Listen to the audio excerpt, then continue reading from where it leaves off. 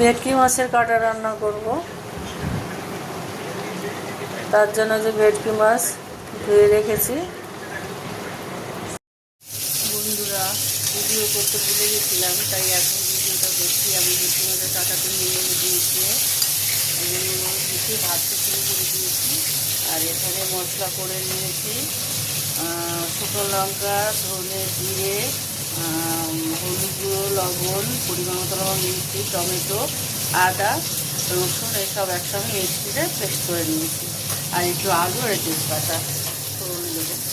রান্নাটা বসিয়ে দিয়েছি, অল্প অল্প করে ভেজে নিচ্ছি। ভেজে নিয়েছি আর এই বসিয়েছি। আর এই যে আশেপাশে মাছটা ভেজে নিয়ে তারপরে রান্নাটা বসিয়ে দেবো।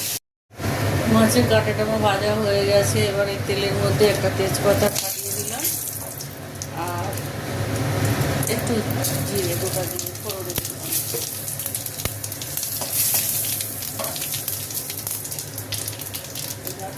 আলুটা দিয়ে দেবো। আলুটা একটু ভাজা হলে পরে মশলাগুলো দেবো। আলুগুলো ভাজা ভাজা হয়ে গেছে, এবার মশলাটা দিয়ে দেবো। এবার মশলাটা দিয়ে একটু জল দিয়ে বসিয়ে নেব। কষানোর সময় আমি গরম মশলাটা দিয়ে দেবো, কেন পরে আমি দেবো না গরম মশলা। একসঙ্গে কষানোর সময় গরম মশলাটা দিয়ে ভালো করে কষিয়ে রান্না করবো। মশলাটা আলুটা কষানো হয়ে গেছে, মাছগুলো দিয়ে দিয়েছি। এবার অল্প একটু জল দেবো, গরম জল, অল্প একটু গরম জল দিয়ে ঢাকা দিয়ে একদম কষা কষা করে রান্না করবো।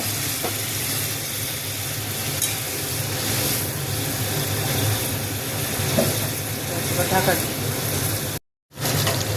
আমার ভেটকি মাছের কাটা চচ্চড়ি হয়ে গেছে। কাটা চচ্চড়ি ঠিক না, এই ভেটকি মাছের কাটা রান্না আর কি, আলু দিয়ে কষা হয়ে গেছে। এবার নামিয়ে দেবো।